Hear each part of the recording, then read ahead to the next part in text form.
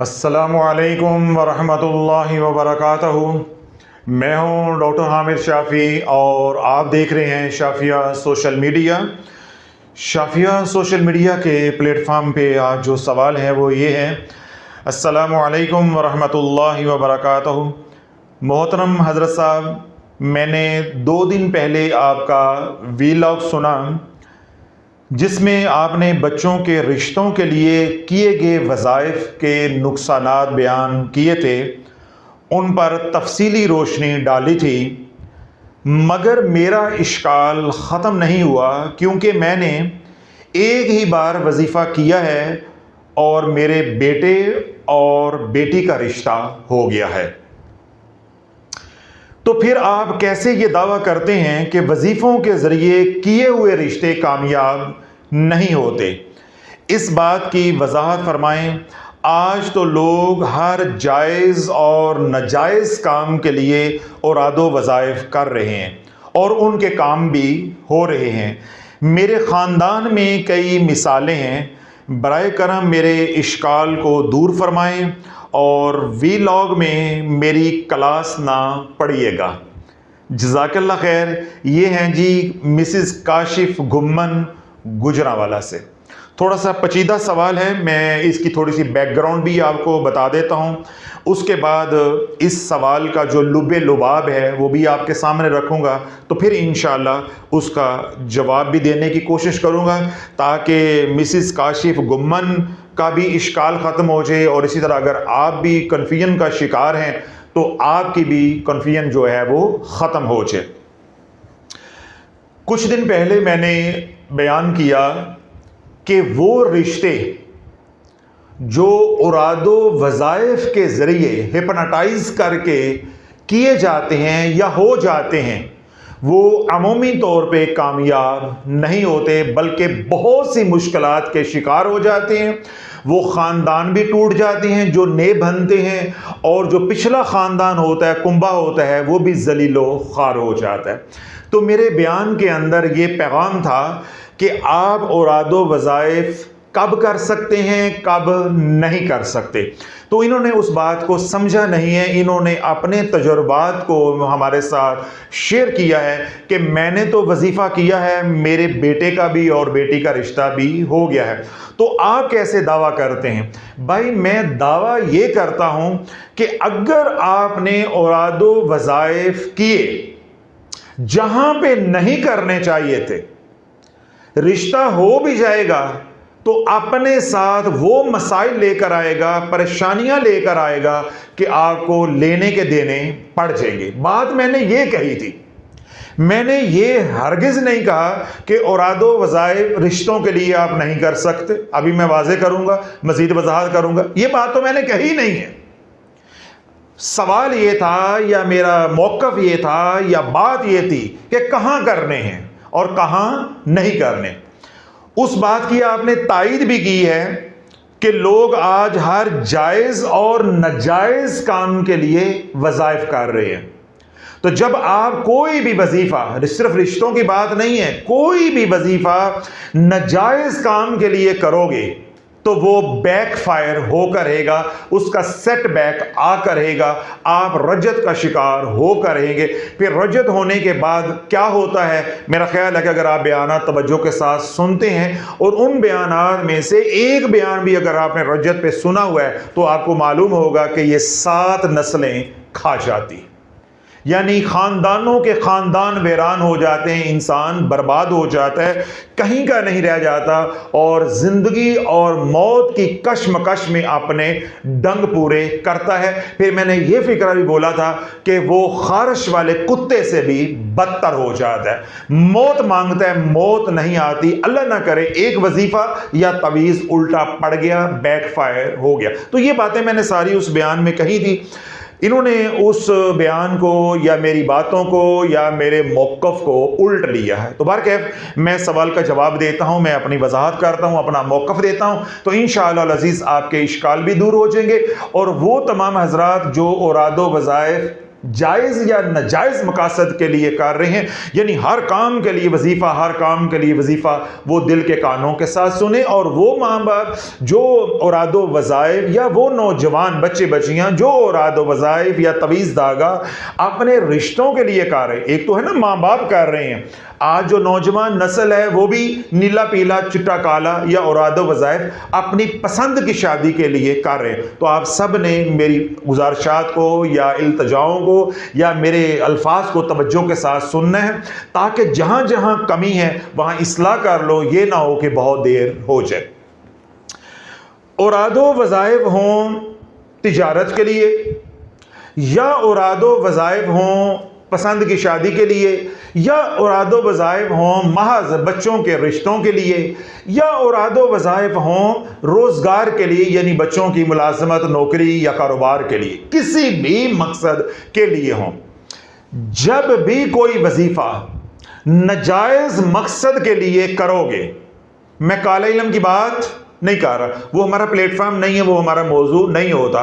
हाँ, बाहर मजबूरी कहीं मुझे वजाहत करनी पड़े तो फिर मैं उसको जो है वो मौजू का हिस्सा बनाता हूँ, वगरना जब मैं लफ्ज़ इस्तेमाल कर रहा हूँ या इस्तिलाह इस्तेमाल कर रहा हूँ औरादो वज़ाइफ, तो इसका मतलब है कि कुरान और हदीस से नूरानी आमाल, नारी की बात नहीं हो रही।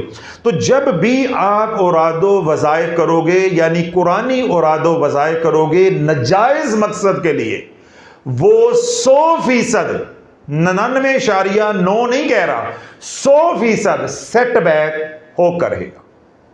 यह मुमकिन है कि आप कोई भी विर्द वजीफा कुरान से नाजायज मकसद के लिए करें, ठीक है, आपको कामयाबी मिल जाएगी, लेकिन बाद में वो कामयाबी आपके गाटे फिट हो जाएगी। अगर कामयाबी नहीं मिलेगी तब भी वो वजीफा आपके गाटे फिट हो जाएगा, और अगर कामयाबी मिल गई तो तब भी वो वजीफा आपके गाटे फिट हो जाएगा, और जो कामयाबी मिली है वो भी आपके गाटे फिट हो जाएगी। यानी दोहरा नुकसान होगा जब आप नाजायज मकासद के लिए कुरान को बतौर वजीफा इस्तेमाल करेंगे। अब ये जो औरादो वज़ाइफ है, क्योंकि हमने अपना जो स्कोप है या मौजू है उसको महदूद रखना है, रिश्तों के हवाले से बात करेंगे, लेकिन आपने बात को बिलअमूम समझना है कि किसी भी मकसद के लिए नाजायज़ करोगे तो ये होगा, जायज़ करोगे तो ये होगा। लेकिन मैं जो है वो लिमिटेड रहूँगा ताकि महदूद रहने से जिन्होंने सवाल किया उनको भी जवाब मिल जाए, और ख़ास तौर पर माओं की इस्लाह हो जाए, माँ बाप की इस्लाह हो जाए, जो दिन रात औलाद के लिए, रिश्तों के लिए, कारोबार के लिए, मुलाजमत के लिए वजीफे किए जा रहे हैं, या नौजवान बच्चे बच्चियां जो आजकल तवीज़ धागा या औरादो वज़ाइफ के जरिए अपनी पसंद की शादी कराने की कोशिश कर रहे हैं। मेरा मकसूद और मतलूब है उनकी इस्लाह हो जाए, और मिसिस काशिफ गुम्मन साहबा जो गुजरांवाला से हैं उनको जवाब भी मिल जाए, ताकि उनके इश्काल भी ख़त्म हो जाए। आपने अपने ताईं समझना है, जो आप पढ़ रहे हैं और जिस मकसद के लिए पढ़ रहे हैं आपने उसको जहन में रखना है। कहीं मेरी कड़ियां भी वहीं जाकर तो नहीं जुड़ रही, कहीं मैं भी टूंगा तो नहीं जाऊंगा, आपने अपने अंदर जानते रहना है। औरादो वज़ाइफ किसी भी मकसद के लिए हो, जिस तरह रिश्तों की बात हो रही है, जब रिश्तों के लिए औरादो वज़ाइफ किए जाते हैं तो इनके पीछे दो मुहर्रकात होते हैं। कितने मुहर्रकात? दो इरादे होते हैं, दो नीयतें होती हैं। जो लफ्ज़ आपको आसानी से समझ आता है उसको पकड़ लो। बसा औकात औरादो वज़ाइफ रिश्तों के लिए तब किए जाते हैं कि रिश्ता आया, यानी आपने बेटी का रिश्ता करना है, रिश्ता आया, बात चली, बात खत्म हो गई। आपके साथ एक बार ये हुआ, आप खामोश हो गए, फिर बात चली, यानी कहीं से रिश्ता आया, बात चली, बात आखिर तक पहुंच गई तो रिश्ता खत्म हो गया। या ये सिनेरियो भी हो सकता है कि आप रिश्ता बेटी का या बेटे का करना चाह रहे हैं, कोई आपको पूछता ही नहीं है, यह सूरत हाल भी हो सकती है। तो जब सूरत हाल ऐसी हो कि आप रिश्ता करना चाहते हैं, कोई रिश्ता लेना ही नहीं चाहता, या सूरत हाल ऐसी हो कि रिश्ते आते हैं मगर बात नहीं बनती, कहीं ना कहीं जाकर बात खत्म हो जाती है, रुकावट आ जाती है, अब आपको इलाज की जरूरत है। आपको औरादो वज़ाइफ करने की ज़रूरत है, मगर शर्त यह है कि पीछे कोई उस्ताद का हाथ हो, मुर्शद का हाथ हो, आमिल का हाथ हो, रहबर या रहनुमा हो, जो आपको बताए कि आपका मसला क्या है और इस मसले के लिए क्या पढ़ना है, कैसे पढ़ना है, उसके लवाज़मात क्या होंगे, उसकी शराइत क्या होंगी, उसका प्रोटोकॉल क्या होगा और कब पढ़ना है, कितनी देर पढ़ना है, और जब मकसद में कामयाबी मिल जाए तो फिर इसको वाइंड अप कैसे करना है। एक तो है ये कैटेगरी, ये बिल्कुल हक पे है, जायज है। इस मकसद के लिए औरादो वज़ाइफ करना ऐन शरीयत का हुक्म है। नहीं समझ आई? ऐन शरीयत का हुक्म है। क्यों? अब आप बीमार हो चुके, आपको ब्लॉकेज हो चुकी है, आपकी चारों पोल्स ब्लॉक हो चुकी हैं, आप बंदिश का शिकार हो चुके हैं, तो अपना इलाज करवाना बदनी। तवज्जो रखिएगा, शरीयत का मसला बयान कर रहा हूं, फिर हम अमलियात की तरफ चले जाएंगे। तो शरीयत का मसला जरा नाजुक मामला होता है। अगर आप बीमार हो गए हैं बदनी या रूहानी, चाहे मेडिकल ट्रीटमेंट है चाहे स्पिरिचुअल ट्रीटमेंट है, दोनों करना और दोनों करवाना सुन्नत रसूल अलैहिस्सलातु वस्सलाम है। यह शरीयत का मसला अपने दिल में उतार ले। जो बदबख्त आज ये कहते हैं जी हम नहीं मानते, ये उनको पैगाम दे रहा हूं, उनको समझा रहा हूं कि बोलते हुए कुछ तोल लिया करो, कुछ सोचा करो कि हम क्या बोल रहे हैं। मेडिकल ट्रीटमेंट करना और मेडिकल ट्रीटमेंट करवाना, ये दोनों सुन्नत है। अल्लाह के नबी अलैहिस्सलातु वस्सलाम ने अपना मेडिकल ट्रीटमेंट किया भी और करवाया भी। समझ आ गई?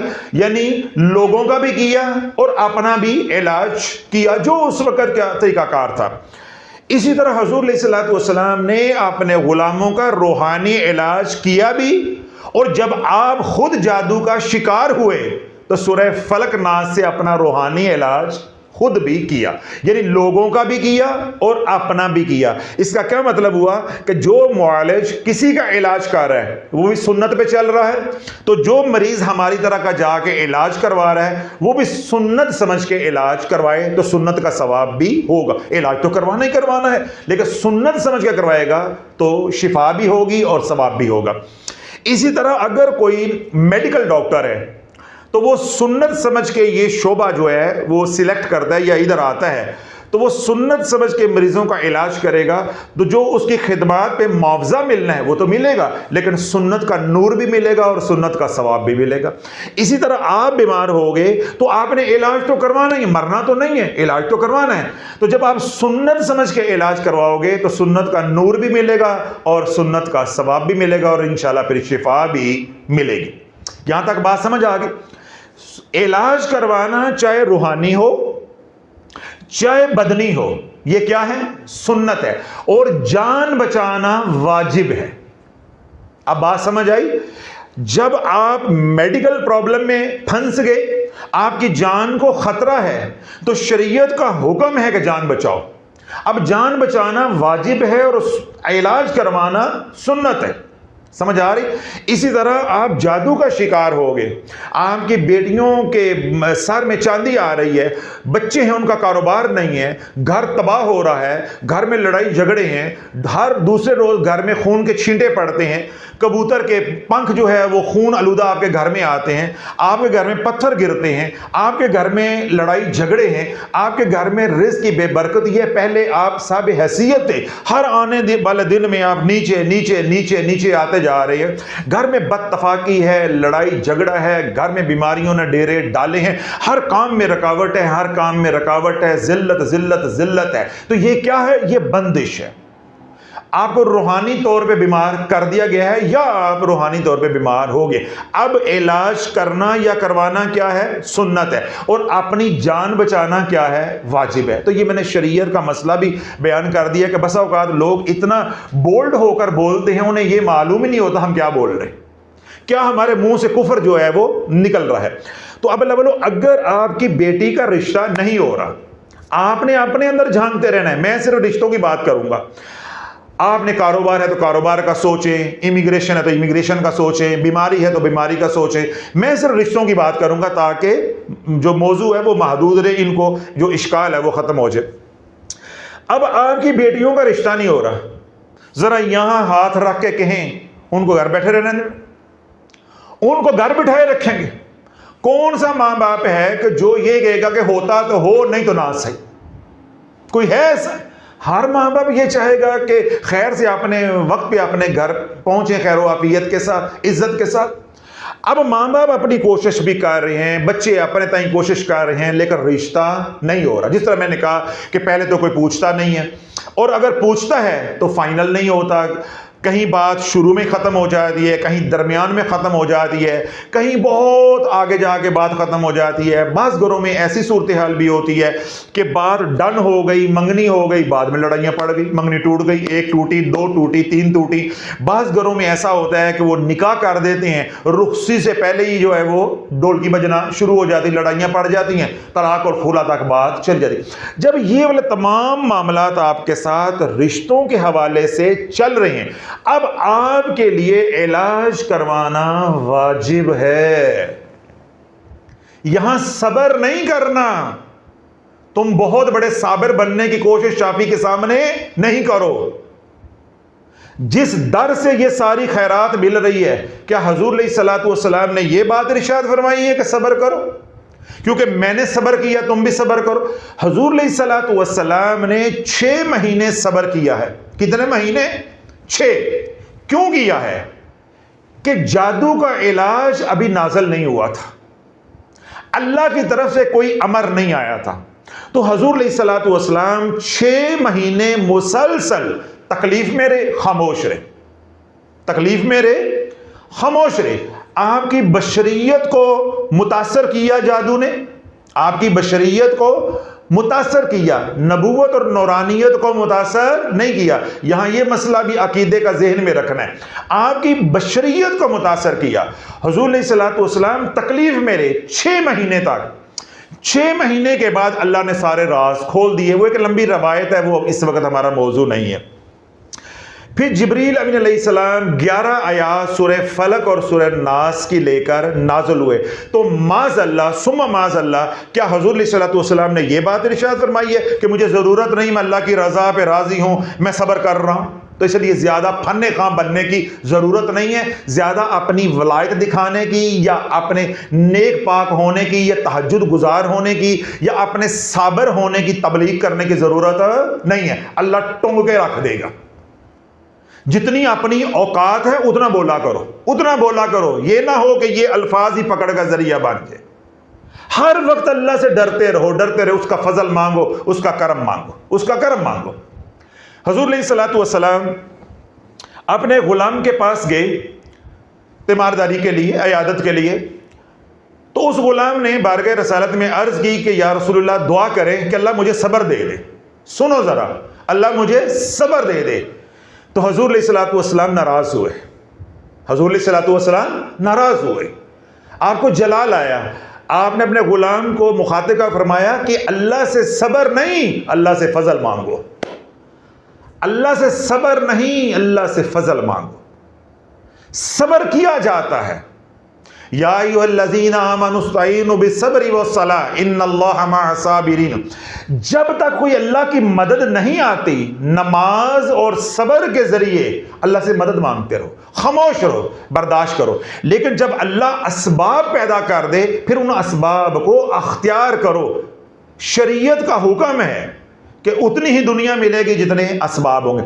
अब बच्चों के रिश्ते नहीं हो रहे, तो ये सब्र का मकाम नहीं है, ये कोशिश का मकाम है। यहां तकद्दुर करनी है, भाग दौड़ करें। जब कोई अल्लाह वाला मिल जाए, कोई आमिल मिल जाए या कोई उस्ताद मिल जाए या कोई आपको मददगार मिल जाए, आप समझें कि ये बंदा हमारी इस मुश्किल घड़ी में मदद कर सकता है, आपका दिल मुतमईन है, तो अब आपने अपना उन बच्चों का रूहानी इलाज करना है। चाहे वो तवीज़ धागे के जरिए हो, बिल्कुल जायज़ है, चाहे वो हमारे तरीका इलाज से हो यानी औरादो वज़ाइफ से हो। ये 2 ही तरीके हैं, 2 ही पैटर्न है, दोनों तरह जायज़ है। दोनों तरह जायज़ है। अब देखें, जो हमारा पैटर्न है, हम अरोमा थेरेपी भी इस्तेमाल करते हैं, हम तावीज़ात भी इस्तेमाल करते हैं और हम औराद वज़ाइफ को भी इस्तेमाल करते हैं। यानी एक कंपोजिशन है, ये एक तरीका इलाज है। बाज़ लोग होते हैं वो सिर्फ पढ़ाई के ज़रिए करते हैं, बाज़ लोग होते हैं कि वो तावीज़ धागे के ज़रिए ही करते हैं। हर बंदे का अपना तरीका है, तमाम तरीके मुस्तनद हैं और सदियों से चले आ रहे हैं। कोई भी तरीके का हामिल आपको बंदा मिल जाता है तो आपके ऊपर इलाज करवाना अपने बच्चों का या अपना वाजिब है। जान बचाना, इज्जत बचाना, नामूस बचाना, कारोबार को बचाना, ठीक है। और जो इलाज करना है या करवाना है ये सुन्नत के दर्जे में आएगा। समझ आ रही बात? अब यहां पे आप औरादो वज़ाइफ करेंगे जैसे कोई करवाएगा रहबर या रहनुमा, तो आपको क्या होगा? नफा होगा। बल्कि मैंने शरीयत का मसला पूरा बयान किया है कि आपको वाजिब पूरा करने का भी सवाब मिलेगा। मिसाल के तौर पे आप बिस्तर पे पड़े हुए, अब आपको मैं जाके बताता हूं या कोई बंदा जाकर बताता है जी आप जादू के शिकार हैं, आप कहते हैं मैं नहीं मानता, मैंने इलाज नहीं करवाना, मैं पीरों फकीरों को नहीं मानता, मैं तवीज़ धागे नहीं मानता, ये शिरक होता है। तो वही ये जहालत है, तूने ऐसे ही एड़ियां रगड़ रगड़ के मरना है। ना तूने दीन पढ़ा, तो ना तू किसी कॉलेज स्कूल में गया, तो तेरे पल्ले काई शय नहीं है। तूने ऐसे ही कुत्ते की मौत मर जाना है औलिया अल्लाह के ऊपर भौंकते हुए या बुजुर्गों के ऊपर भौंकते हुए, क्योंकि तेरे अंदर सॉफ्टवेयर ये डाला गया है, मैं ना मानू, मैं ना मानू, मैं ना मानू। तेरे अंदर सॉफ्टवेयर ही हुआ। हूं नोकिया 3310 व्हाट्सएप कैसे चला दे, फेसबुक कैसे चला दे, ठीक है, या ट्विटर है, एक्स है, उसको कैसे चला दे। 3310 से चेक कैपेसिटी नहीं है, तो ये बदबख्ती की अलामत है। ये कोई आप अपने आप को साहबे इल्म जाहिर ना करें कि ओ जी मैं नहीं मनदा, असी मर जाएंगे तो चंगे हैं, कारोबार रुड़ गया तो रुड़ जाए, मैं ये तवीज़ धागे नू नहीं मनदा। तेरा नबी मानता था। फॉर योर काइंड इंफॉर्मेशन, तेरे नबी से ही हमने ये खैरात ली है और ले रहे हैं और उसकी उम्मत को मैं बांट रहे हैं। अमलियात का दरवाजा कहां से खुलता है? बारगाह रसालत से।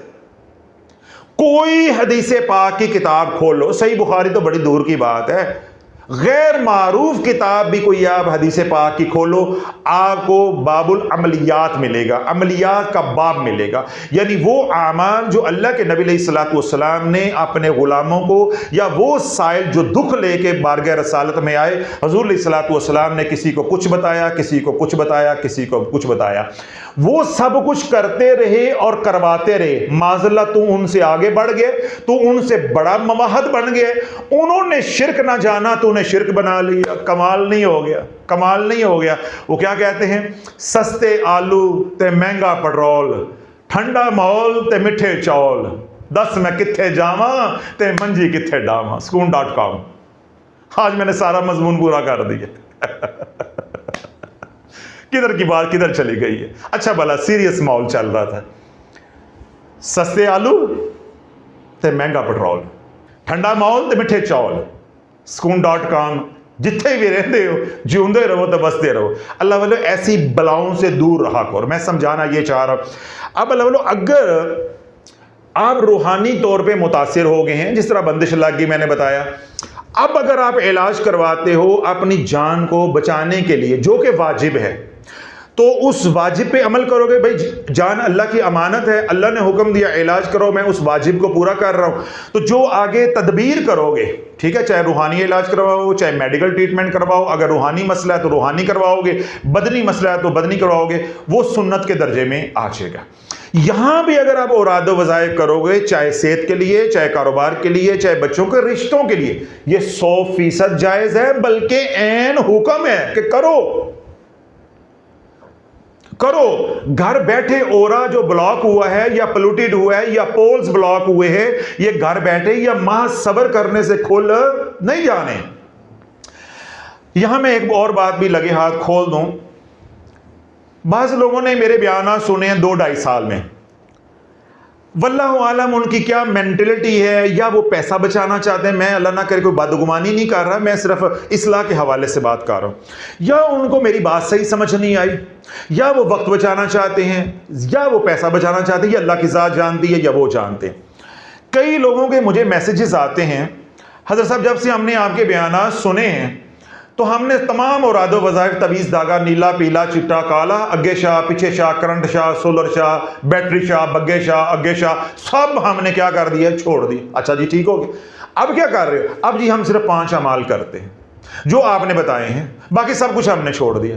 हो बाबा, ये तो आपने जो पीछे तबाही है उसके आगे बंद बांधा, वो जो तबाही फैलाई है 15 साल 10 साल वजीफे किए हैं, उसकी बहाली किसने करनी, उसका इलाज किसने करना है? ये है कुल अकल। सुनो, अब एक बंदा है मिस्टर ए बी सी, कोई भी है, मिस्टर सो एंड सो, उसको हार्ट अटैक हो गया। क्या हो गया? हार्ट अटैक हो गया। ओहो, आज के बाद नमक बंद, चकनाई वाली चीजें बंद, अब मैं परहेजी खाना खाऊंगा, मगर हार्ट अटैक का इलाज नहीं करवाऊंगा। उसको क्या कहोगे? वही मैं तुम्हें कहूंगा जो मुझे सुनाते हो ना कि हज़रत साहब हमने आपके बयान सुने, हमने सब कुछ छोड़ दिया, हम सिर्फ 5 अमाल करते हैं, तो हमने इलाज नहीं करवाना। तो जरा सोचो, अल्लाह ना करे, अल्लाह ना करे, आपको हार्ट अटैक हो जाता है, आप कहते हो आज से परहेजी खाना शुरू, आज के बाद नमक बंद, चिकनाई वाली चीजें बंद, देसी घी बंद, वगैरह वगैरह बंद, सिर्फ मैं परहेजी खाना खाऊंगा, मगर मैं अपनी बीमारी का, हार्ट अटैक का इलाज नहीं करवाऊंगा। आपके बारे में लोग जो कहेंगे ना कि आप कौन हो, वही मैं कहूंगा कि आपको पहले ज़हनी इलाज की जरूरत है। तो इसी तरह वो लोग जिन्होंने मेरे बयान सुनकर अपना ये जहन बना लिया है कि जो हो गया वो सो हो गया, चौधरी शुजात फार्मूला मिट्टी पाओ, मिट्टी पाओ। भाई ये मिट्टी पाओ प्रोग्राम, ये सियासत नहीं है कि चौधरी शुजात फार्मूला लगा दोगे और जो कुछ भी होगा जी मिट्टी पाओ आगे चलो, ये नहीं है। वो जो पीछे तबाही आपने की है तवीज़ धागा करके या औरादो वज़ाइफ करके, उसका इलाज करवाओगे, तब 5 अमाल से नफ़ा होना शुरू होगा। फिर 5 अमाल के साथ मज़ीद औरादो वज़ाइफ आएंगे, ये 5 अमाल भी चलते जाएंगे, साथ साथ इलाज भी चलता जाएगा। जब इलाज मुकम्मल हो जाएगा, पीछे से बल सफाई हो जाएगी, फिर सारी ज़िंदगी 5 अमाल करते रहना, इंशाल्लाह 5 घी और सारे कढ़ाई में होगा। इसका मतलब ये नहीं है आपको हार्ट अटैक हो गया तो सिर्फ आपने परहेजी खाना 5 अमाल करने हैं, ये नहीं होगा।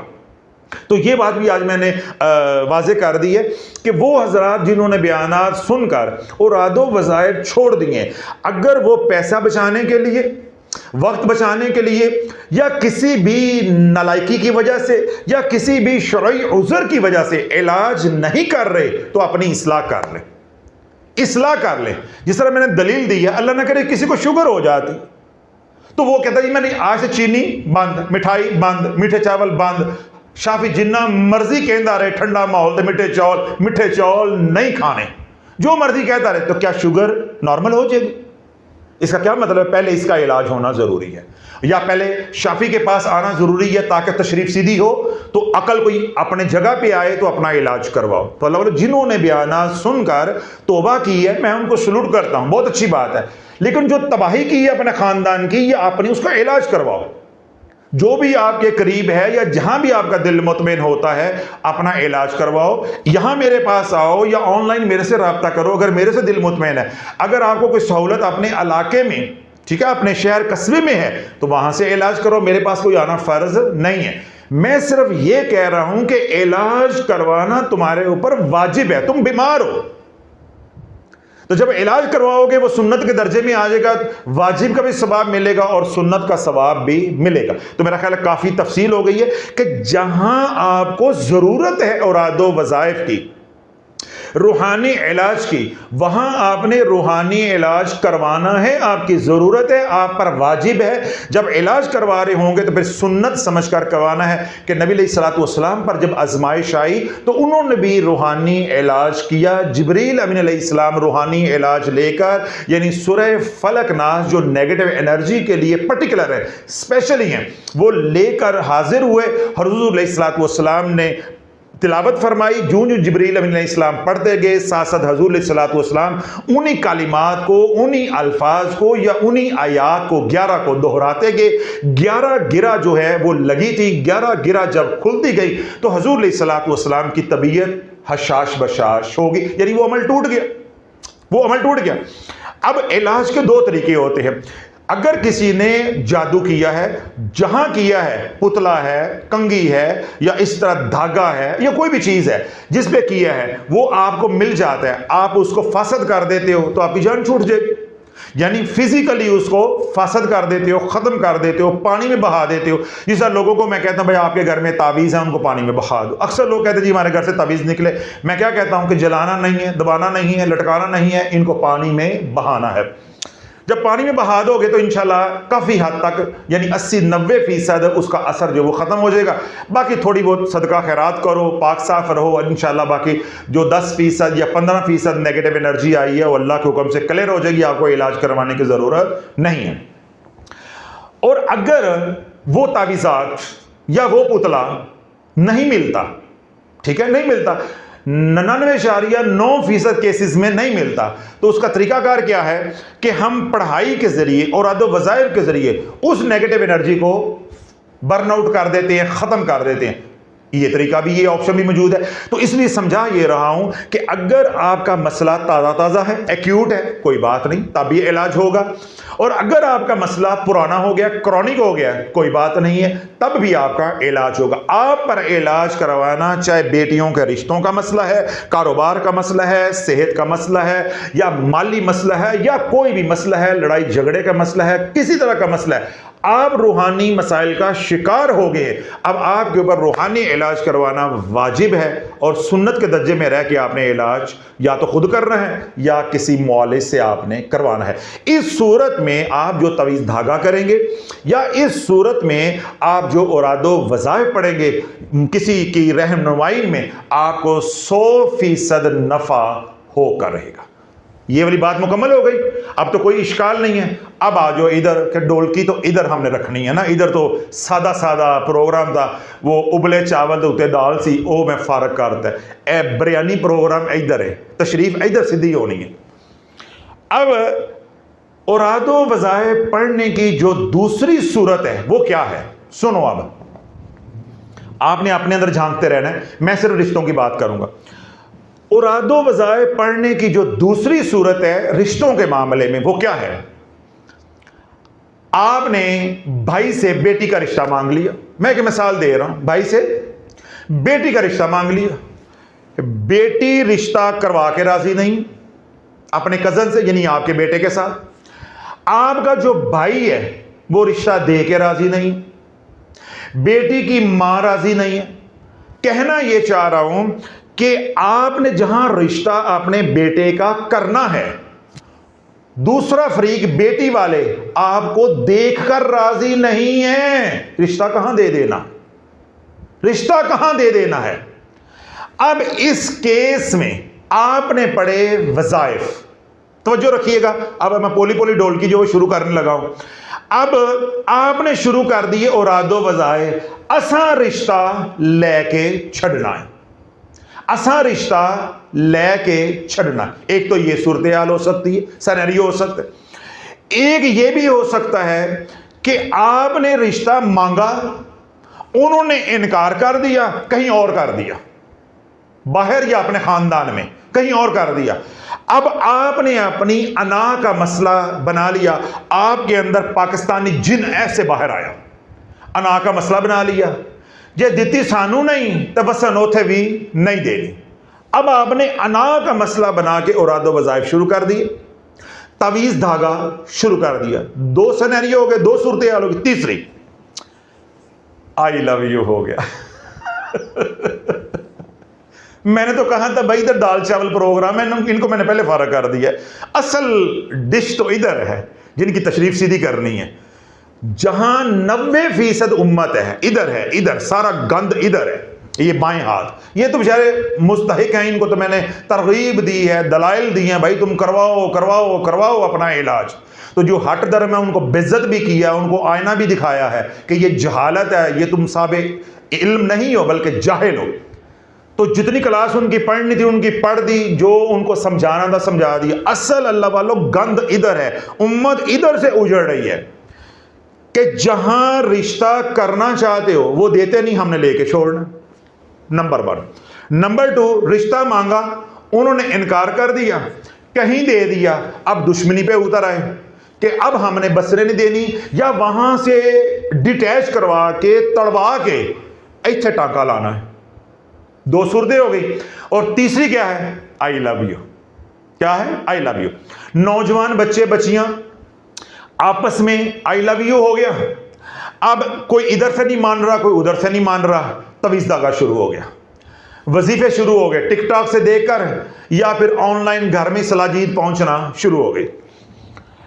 अब आप देखें, पिछले से पिछले एतवार मेरे पास एक फैमिली आई। अब वो खातून, मैंने आज तक किसी खातून से उसकी उम्र नहीं पूछी क्योंकि हमारी ज़रूरत ही नहीं है, तो मैं मजबूर हो गया उस खातून से ये सवाल करने पे, क्योंकि उसके सारे सर के बाल जो है वो सफ़ेद थे। एक तो तरह सर के बाल सफ़ेद हो गए या दाढ़ी के बाल सफ़ेद हो गए, आपने डाई कर ली, वो तो एक अलग मामला है ना, वो डाई भी नहीं किए हुए, बिल्कुल सफ़ेद। आप थोड़ा सा तसव्वुर करें कि एक औरत है, उसके ये वाले आईब्रोज के जो बाल हैं वो भी सफ़ेद सफ़ेद हों और सर बिल्कुल वो बानो कुदसिया की तरह चिट्टा हो, तो आप उसके बारे में क्या सोचेंगे। लेकिन शाफी ढीठ हो के मैंने हिम्मत करके पूछा, मैंने कहा एक्सक्यूज़ मी, आपकी एज कितनी है? कहती हज़रत साहब मैं अराउंड 50 हूँ, यानी 50 के करीब मेरी उम्र। ठीक है, मैंने कहा बताएं क्या मसला क्या आपका। थोड़ा सा मुझे पता था। शुरू हो गया। शुरू क्या हुआ है कि मुझे मोहब्बत हो गई है 50 साल की उम्र में, और अगली बात मीनोपास भी हो गया हुआ है। मैं किथे जावा ते मंजी किथे डावा, मीनोपास भी हो गया है। यानी अगर आपको नहीं समझ आई, औरत के अंदर बच्चे पैदा करने की जो सलाहियत है वो भी खत्म हो गई। फिर भी इश्क हो गया, भाई होता होगा, हमारा तो हुआ, वो भी खत्म हो गया उनको इश्क हो गया।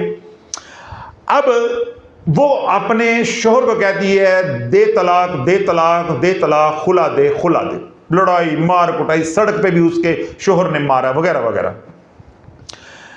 अब वो क्यों तलाक चाह रही है कि कहीं उसने अपने टांके सेट कर लिए हो।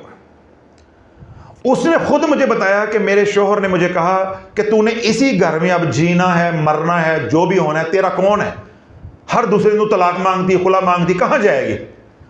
खातून की जुर्रत को 21 तोपों की सलामी है। उसने मोबाइल खोला, उसने कहा बंदोबस्त किया हुआ है, बंदोबस्त किया हुआ। अब अल्लाह वालों क्या है कि जवानी में लड़ते मरते बच्चे पैदा हो गए। बच्चे तो वैसे ही पैदा हो जाते हैं। अब बच्चे तो पैदा हो गए, लेकिन सच्चा और सच्चा प्यार नहीं मिला। बच्चे पैदा होने का मतलब ये हरगिज नहीं है कि सच्चा प्यार मिला हुआ है, बल्कि जहां पे 2 नंबर प्यार होता है वहां बच्चे ज्यादा पैदा होते हैं। समझ आ रही बात? अब बच्चे पैदा हो गए लेकिन सच्चा और सच्चा प्यार नहीं मिला, घर में ढोलकी बजती रही है। अब उस औरत के अंदर रिवेंज है, इंतकाम की आग है कि मैंने इसे जलील करना है। मुझे कोई कहीं से सपोर्ट मिल जाए तो मैंने अपने शोहर की नाक रगड़नी है। अब उसको कोई मदारी मिल गया है, फ्राडिया इस उम्र में, जिसने कहा मैं कबूल कर लूंगा, मैं तेरे खर्चे भी उठाऊंगा, यानी बच्चे भी पैदा नहीं तो कर सकती, सारी बातें उसे मालूम है। इसके बावजूद उसने कहा जी आई लव यू, मैं तुम्हें कबूल करता हूं। अब उसके उकसाने पे या उसके गुमराह करने पे वो औरत तुली हुई है कि मुझे हजरत साहब कुछ ऐसा पढ़ने को बताएं कि तलाक हो जाए। मैंने कहा बेशर्मे, मैं जोड़ने के लिए बैठा हूं या तोड़ने के लिए बैठा हूं? मैं ये काम हम नहीं करते।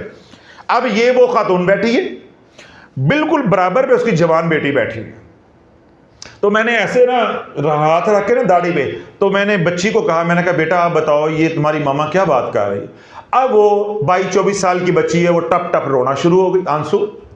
उसने मैं सारी कहानी जो है वो खोली। कहता साहब हमारी माँ को शर्म नहीं आ रही है, अब हमारी शादियों का वक्त है, हमारी माँ ये गुल खिलाती है, हमें कौन लेगा? बड़ी वैलिड बात थी, हमें कौन लेगा? हमारी माँ की हमारे बाप के साथ रोजाना लड़ाई अब इस बात पे है कि मुझे तलाक मुझे तलाक। हम कहते हैं कि हम अपने बाप की वकालत नहीं करते। ठीक है, उसने तुम्हारे साथ बुरा सलूक किया, कुछ तुम्हारे अंदर भी गलतियां थी, चलो मान लेते उसने बुरा सलूक किया। अब जवानी आपने गुजार ली, बुढ़ापे में जरूर जलील होना। जो बाकी 8-10 साल 15 साल रहते हैं इसी तरह गुजार लो, वल्लाहु आलम हमारा बाप पहले चला जाए या तुम पहले चली जाओ, यही भी इज्जत साथ गुजार लो। लेकिन माँ को मदारी ने चाबी दी हुई है और फ्राडिये ने, वो कहता जी मुझे तुम कबूल है, मुझे तुम्हारे से मोहब्बत हो गई है। माई उधर कहती है कि मुझे मोहब्बत हो गई है।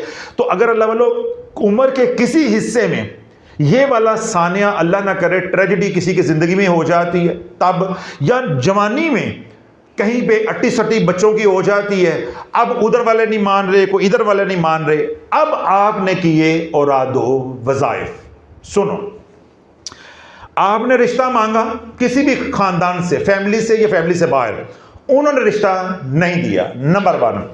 नंबर 2, आपने रिश्ता मांगा, उन्होंने रिश्ता कहीं जल्दी में कर दिया। अब आपने अना का मसला बना लिया कि हम वहां से क्या करवाएंगे, डिटैच, और यहां पे अटैच करेंगे, वहां से तोड़ा के यहां जोड़ेंगे। 2 बातें होगी। तीसरी सूरत हाल मैंने अभी बताई है, आई लव यू वाली, चाहे किसी भी उम्र के हिस्से में हो, जवानी में ये काम हो तो ये शर्म भी जायज है। अगर लड़का लड़की आपस में पसंद करते हैं, बड़े उनके सर जोड़ देते हैं, ये ऐन शरीयत के मुताबिक है, कोई इसमें मुज़ायका नहीं, कोई बुरी बात नहीं है। और अगर हो जाए 50 साल की उम्र में तो इसको मोहब्बत नहीं कहते, नहीं, मजा नहीं आ रहा, अखा मलो ते कन्ना चुंगलियां मारो। जब 50 साल की उम्र में चिट्टा चाटा हो, उस वक्त ये काम हो जाए तो इसको लव नहीं कहते, इसको चवल कहते हैं। तो लव का एक वक्त होता है, चवल का कोई वक्त नहीं होता। तो उम्र के किसी हिस्से में किसी ने ये वाली चवल मारनी है, तो अब चवल मारी नहीं जा रही, बात बनी तो बात खराब होगी। जिस तरह अब उसने पूरा अपना अरेंजमेंट कर लिया है, अब तलाक नहीं मिल रही, यानी खुला नहीं मिल रहा, अब वो खुला के लिए वज़ाइफ पड़ रही है, ये है नाजायज, ये है नाजायज। रिश्ता बेटी का मांगा, वो नहीं दे रहे, उनको पसंद ही नहीं, आप ना बच्चा पसंद है ना आपका खानदान पसंद है, अब आपने पड़े वज़ाइफ, ये है नाजायज। बेटी का रिश्ता बेटे का रिश्ता मांगा, उन्होंने कहीं कर दिया, अब आपने अना का मसला बना के तवीज़ धागा और पढ़ाइयाँ शुरू कर दी, ये है नाजायज। इसी तरह जवानी में लव का मसला है, दोनों खानदान एक दूसरे को नहीं पसंद करते, आपने अना का मसला बनाकर वज़ाइफ शुरू कर दिए कि मनवा कर छोड़ेंगे वरना हमने ट्रेन के नीचे सर दे देना, धमकियां लगानी शुरू कर दी, नीला पीला चिट्टा काला वो भी शुरू कर दिया, साथ वज़ाइफ भी शुरू कर दी। ये सब कुछ नाजायज है, ये सब कुछ नाजायज है, ये सब कुछ तेरे पे पलट कर आना है। अब होता क्या है, आपने अपने खानदान में किसी की बेटी का रिश्ता मांगा, ना बेटी करा के राजी है ना उसके बड़े देकर राजी हैं। बिलफर्ज ऐसी सूरत हाल भी हो सकती है कि बेटी राजी हो, 4-5 लोग जो बड़े हैं वो राजी ना हो, यह सूरत भी तो हो सकती है ना। कोई भी ऐसी सूरत हो कि आप रिश्ता इस लालच में कर रहे हैं, तो वजह रखिएगा, इस लालच में कर रहे हैं कि वो बड़े अमीर है, वो बड़े अमीर है, उनकी बेटी डॉक्टर बन गई है, या उनकी जायदाद है, आपकी ये काली आंखें डेले उस जायदाद पे टिके हुए हैं, आपको बेटी से कोई सरोकार नहीं है, आप जायदाद से रिश्ता करना चाह रहे हैं कि बेटी उनकी अकेली के लिए या उसका विरासत में बहुत बड़ा हिस्सा है या अमीर कबीर है, यानी माल है पीछे, तो माल की वजह से आप कर रहे हैं। या बेटी तालीम अच्छी हासिल कर गई है, कोई ओहदा है उसके पास, ठीक है, प्राइवेट या सरकारी, उस वजह से। या बेटी हसीन है, इधर कोई मेरे जैसा है, अब आपको ये है कि ये जो हुस्नो जमाल का पैकर है इसके ऊपर तभी टांका सही लगेगा कि उनकी लड़की आ जाए, चलो हमारे लड़के का भी जो ऐब है वो छुप जाएगा, तो हमारी भी खानदान में बल्ले बल्ले हो जाएगी। ये रिश्ते नहीं है, ये धोखाबाजी है, ये धोखा है। इन तमाम सूरत हाल में से कोई भी सूरत हाल है, उसके अंदर आप जो भी औरादो वज़ाइफ करोगे कुरान से और तवीज़ धागा करोगे, सब का सब बैक फायर होकर रहेगा, होकर रहेगा, होकर रहेगा। तेरे खानदान पे रज्जत पड़कर रहेगी, पड़कर रहेगी, पड़कर रहेगी, और तेरी 7 नस्लें भुगतती रहेंगी, भुगतती रहेंगी, भुगतती रहेंगी। क़यामत तक का वक्त है, घोड़ा भी तेरे पास है, मैदान भी तेरे पास है, जितना दौड़ा सकते हो दौड़ा लो। अगर मेरी जिंदगी में यह ना हुआ और मेरे मरने के बाद हुआ तो आकर मेरी कब्र पे बात कर लेना, ये होकर रहना, ये होकर रहना। क्यों? जब आपने कुरान को नाजायज मकासद के लिए इस्तेमाल किया, वो एनर्जी ने बाउंस होना ही होना है। अब होता क्या है, जिस तरह मिसिस काशिफ गुमन साहब हैं, उन्होंने गिले किए हैं, शिकवे किए हैं, देखो जी मैंने बेटी का रिश्ते के लिए वजीफ़ा किया, बेटे के लिए किया, अब हमारा तो हो गया। मैंने तो पहले वाजे कर दिया कि जहाँ ज़रूरत होगी वहाँ पे ये गोली चल के रहेगी और इंशाल्लाह कामयाबी भी मिलेगी। आगे वो ये कहती हैं कि लोग जायज़ और नाजायज़ काम के लिए वजीफ़े करते हैं और उनके काम भी होते हैं। बीबी तूने मेरे बयानात काम तक सुने हैं, उनके काम जब हो जाते हैं फिर क्या होता है वो नहीं तुमने सुना। अभी भी दोहराया है कि 7 नस्लें ये वजीफे खा जाएंगे। अब सुनो, आपने नाजायज काम के लिए, जैसा बेटी के रिश्ते की हम बात कर रहे हैं, आपने पढ़ाई शुरू कर दी। मिसाल के तौर पे आपको किसी ने कहा 11 मरतबा सूरह मुज़म्मिल पढ़ो, या मुंह में इलायची रखकर 1100 मरतबा या वदूदू पढ़ो, ताकि वो रिश्ता हमें दे दें, वो जो मुखालफत कर रहे हैं वो बाज आ जाए। अब आप एनर्जी जनरेट किए जा रहे हो, वजीफा पढ़े जा रहे हो, जो भी किसी ने बताया हुआ है उनका तसव्वुर कर करके इम्कान है, तवज्जो नहीं कर रहे। असल अब मौजू हमारा शुरू हुआ है। इम्कान है, बल्कि कवी इम्कान है कि रिश्ता हो जाएगा। ये कुरान है, ये एनर्जी है। जितना आप खलूस के साथ, तड़प के साथ, चाहे फ्रॉड ही है, पढ़ोगे, क्या होगा, वो एनर्जी उनके ओरा में जाती जाएगी। हर बंदे की क्या है, एक बर्दाश्त है। जब वो एनर्जी इधर से उधर इतनी हो जाएगी कि उनकी बर्दाश्त से बाहर हो जाएगी, उनके जहन माऊफ हो जाएंगे। उनके जहन क्या हो जाएंगे, माउफ। मैं मैकेनिज्म साइंस आपको बता रहा हूं कि हिप्नोटाइज कैसे किया जाता है। ये जो लोग पैसे डबल करते हैं, सड़कों पे खड़े होकर एक पल में फ्रॉड करके निकल जाते हैं, बाद में हम कहते हैं ओ ये क्या हो गया। तो भाई ये यही तो समझा रहा हूं कि जब एनर्जी आप वजीफे के जरिए या आप आमिल हैं तवज्जो के जरिए मुंतकल करोगे तो क्या है, हर बंदे की एक बर्दाश्त है। जब ओरा के अंदर एनर्जी मैक्सिमम चली जाएगी तो वो एनर्जी उसके दिमाग को, ये जो कॉन्शियस माइंड है, तवज्जो करो जरा, मुश्किल अल्फाज हैं, ये क्या है, कॉन्शियस माइंड है, इसको शट डाउन कर देगी, ये बंद हो जाएगा। ये दिमाग का अगला हिस्सा जो ये है, इसको कहते हैं कॉन्शियस माइंड, इसको कहते हैं सब कॉन्शियस माइंड। ये जो फ्रंटल हिस्सा है, ठीक है, ये जो फ्रंटल ब्रेन है, ये हो जाएगा शट डाउन। आपके अंदर सोचने की सलाहियत खत्म हो जाएगी। ये जो लोग फ्रॉड करते हैं, पैसे डबल करना या लूटना या वगैरह वगैरह, घरों में औरतें आती हैं, वो क्या करती हैं, वो होती है काले इल्म की आमिल। उन्होंने ज़कात दी होती है, बरसों की रियाजत होती है, वो 2 लफ्ज़ पढ़ते हैं पढ़ाई के जरिए या कोई चीज़ खिला दी उसके जरिए, आपको हिप्नोटाइज करते हैं, लूट के निकल जाते हैं, बात ख़त्म हो जाती। उसके बाद क्या होता है, मज़ा नहीं आ रहा, जवाब नहीं आपने दिया, उसके बाद क्या होता है, क्या आप हमेशा हिप्नोटाइज रहते हैं? अगले ही लम्हे, लुटने के अगले ही लम्हे, जो ही वो लुटेरा आपसे दूर होता है, उसकी एनर्जी आपसे अलग होती, आप होश में आ जाते हैं। ऐसे ही होता है, अगले ही लम्हे आप होश में आ जाते हैं। क्यों? उसने परताव डाला, आपके ऊपर इंप्रेशन डाला, आप माउफ हो गए, आपका ये जो हिस्सा है ये शट डाउन हो गया, सोचने की ताकत ही खत्म हो गई, आपको कुछ समझ ही नहीं आ रहा मैं क्या करना है क्या नहीं कर। वो जो कुछ कहेगा आप करते जाओगे, जो कुछ कहेगा आप करते जाओगे, अच्छा बुरा जो भी वो कहे, जो ही वो आपसे अलग होगा उसका इंप्रेशन खत्म हो जाएगा, उसकी एनर्जी का तासुर असर खत्म हो जाएगा, आप होश में आओगे तो आपकी आंखें खुल जाएंगी, हमारे से फ्रॉड हो गया। अब आओ, आपने वजीफे पढ़े, आपने तवीज़ जलाए, आपने उल्टा सीधा जो कर सकते थे किया कि हमने रिश्ता लेकर छोड़ना है, या जहां उन्होंने कर दिया हमने तोड़कर छोड़ना है और लेकर छोड़ना है। अब आप एनर्जी ट्रांसफर किए जा रहे हैं, 10 दिन, 15 दिन, 20 दिन, महीना। एक वक्त आया कि उनका ये फ्रंटल ब्रेन जो है यानी कॉन्शियस माइंड है ये शट डाउन हो गया, तो फिर क्या होगा, जो आप बोलोगे। फ्राडिया का मैंने क्या बताया कि जो फ्राडिया बोलेगा वो वही बेचारा मजलूम करेगा। इसी तरह आज आप कामयाब हो गए, वजीफे पढ़ पढ़ के, एनर्जी पहुंचा के, हिप्नोटाइज कर करके, आज उन बेटी वालों का दिमाग क्या हो गया, माउफ।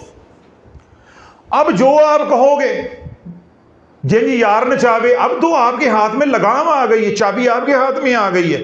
अब अच्छा करो बुरा करो, अब जो कहोगे उन्होंने रिश्ता दे देना। अब यहां तवज्जो रखनी है, रिश्ता हो गया, वजीफे से कामयाबी मिल गई। जिस तरह लुटेरे ने कार्रवाई डाली, वो लूट कर रफू चक्कर हो गया, बाद में क्या हुआ, लुटने वाले को होश आ गई। इसी तरह रिश्ता हो गया, बेटी आ गई घर, जो ही रिश्ता हो जाएगा तो जिस तरह लुटेरे ने पढ़ाई बंद कर दी थी, आपने भी बंद कर देनी है। वो करे तो लुटेरा, ए करन दे राबिया बसरी। साडी मां बड़ी नेक है, मैं जदों अपनी मां नूं वेखां ना तो मुसल्ले ते बैठी हुंदी, ए हाल है मामा दा, ए मामा करन दईयां, ए औरतां करन दईयां। 99% औरतें, कोई 1% मर्द होता है। हमारी मां जो तहज्जुद में उठती, ए तहज्जुदां पढ़ियां जा रही हैं। किसी की बेटी को वजीफों के जरिए हिप्नोटाइज करके अपने घर लेकर आना, क्यों? वो डॉक्टर बन गई है, उनके पीछे जमीनें हैं। मेरा खानदान क्यों उजड़ा? यही तो रोना था। मेरी मां बिस्तर पे पड़ी या मेरी मां इस हाल में इस दुनिया से रुखसत हुई तो क्यों हुई? यही तो रोना था कि मेरी मां 2 बहनें थी, भाई था नहीं, मामू था नहीं। अब मेरा खानदान ये कहता था, नानी जो हमें बताती थी कि जो आता था वो कहता था कि दोनों के रिश्ते लेने, यानी दोनों बेटियां हैं, दोनों लेनी। मसला क्या था? नंबरदारी। मसला क्या था? ज़राअत। मसला क्या था? ज़मीन। मसला क्या था? शहरी जायदाद। सिर्फ ये माल की वजह से मेरी मां और मेरी खाला बल्ली चढ़ गई, बल्ली चढ़ गई। मेरी नानी ये कहती थी, जो हमें बताती थी, मेरी नानी ये कहती थी मर जाऊंगी, दोनों एक घर में नहीं देनी, एक घर में नहीं। नाना राजी थे, नाना राजी थे। वो कहती थी कि मैं मर जाऊंगी, एक घर में दोनों नहीं दे रही। बेटा मेरा है नहीं, अल्लाह ना करे एक ही घर में दोनों दुखी हुई तो किसके साथ जाकर दुख सुख करेंगी है? तो दोनों अलग